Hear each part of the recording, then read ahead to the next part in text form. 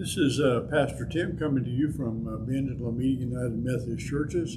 We are carrying on the Methodist tradition in Central Texas and our small communities and our small churches, proclaiming the big message of Christ and trying to lift up those who are in need of help, to care for the downtrodden. So we're doing a big thing for a small group.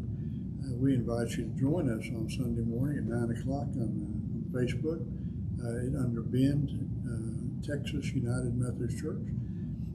You'll find us there every Sunday morning. We're glad to have you join us. We have a lot of other people who do.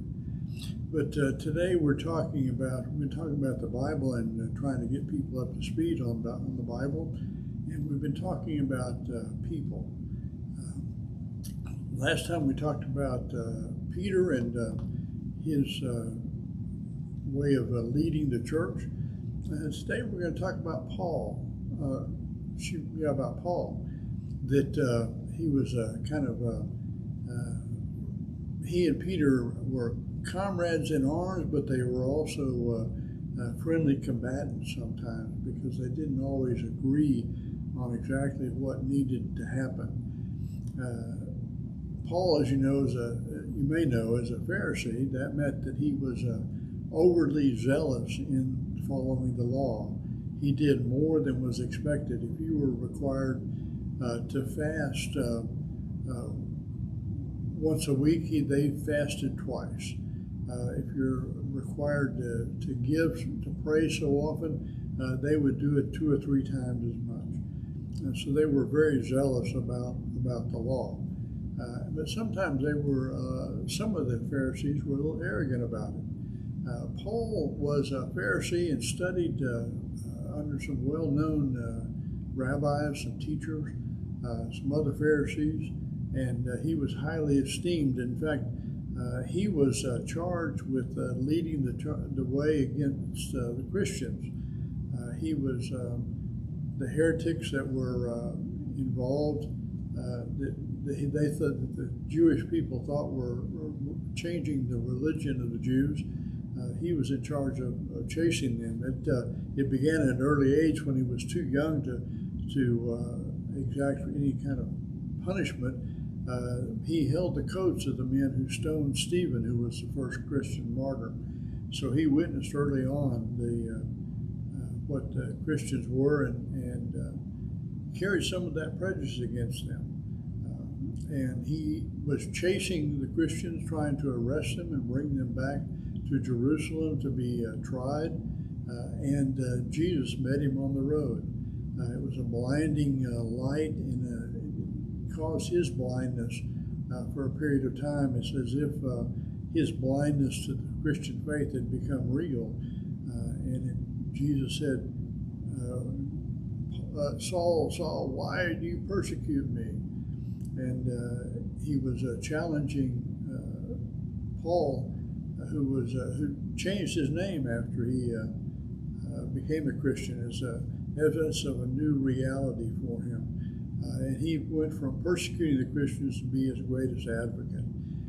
He was still thoroughly Jewish. He began to go from place to place, and he would try to meet at the synagogue and talk to the Jews first. If there was not a synagogue, because not in all Roman towns did they have a synagogue. You had to have 10 Jewish men to have one. And so he would meet with the Jews that he could find. Sometimes they were meeting along the river. But he would meet with them first and talk with them and try to persuade them of the good news of Jesus Christ, that he was the expected Messiah. If he couldn't do that, then he would begin to teach and preach among the Gentiles, and found a greater reception among the Gentiles. In fact, he became the apostle to the Gentiles. Being an apostle was kind of an interesting dilemma for him, because the apostles were the ones who originally Jesus picked and were there with him the whole time, and he wasn't there the whole time. He didn't really get to meet Jesus except on the Damascus Road way after Jesus had died and rose again and ascended into heaven. So he had to claim a very thin line of self-experience to be an apostle, but he did the work of an apostle.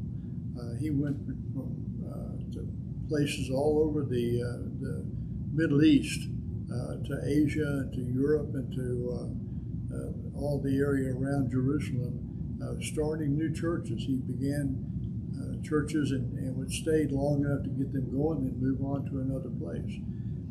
But Paul was not always an agreeable fellow. He sometimes would be very brutal to people who didn't share his ideas.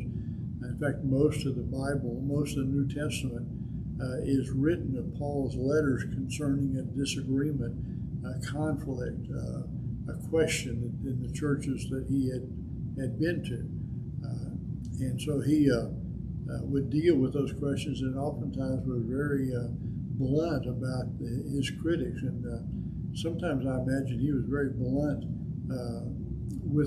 in places where he was living.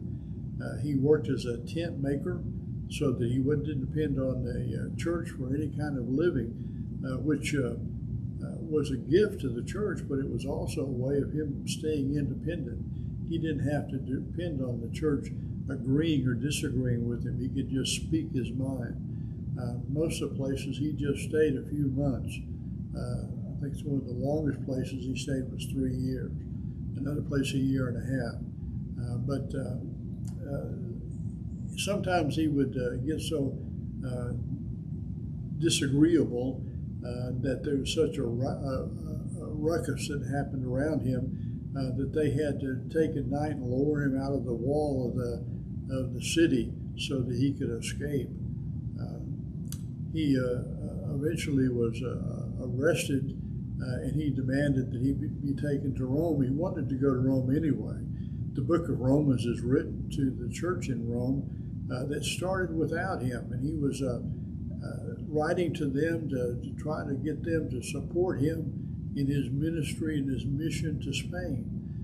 So Romans is not the conflict that we usually have in letters, like in Corinthians or Philippians, but just a more thought out letter about what he believed and what he taught. But he ended up going to Rome, but in chains. And he spent some of his books, some of his letters to churches are written while he's in prison. And the book of Acts, which is the second half, is just Paul's life, ends without knowing what happened to him, although we know from tradition that he was crucified, that he died. So Paul really did change 180 degrees on the Damascus Road, from being a persecutor of Christians to being one of the greatest teachers and preachers of Christianity. Without Paul, I don't think we've had a lot of what we have today as far as a Christian church and the expansion. Of course, he left a legacy of a lot of questions and some problems in terms of some of the things that the church does. We still try to sort that out. But scholars brighter than I am have tried to deal with that. You can read all kinds of books about Paul's life and what he really believed. But that's another exploration that you can do. We're glad that you came to be with us. We talk about some of the better known names of the church. I'll see you next time.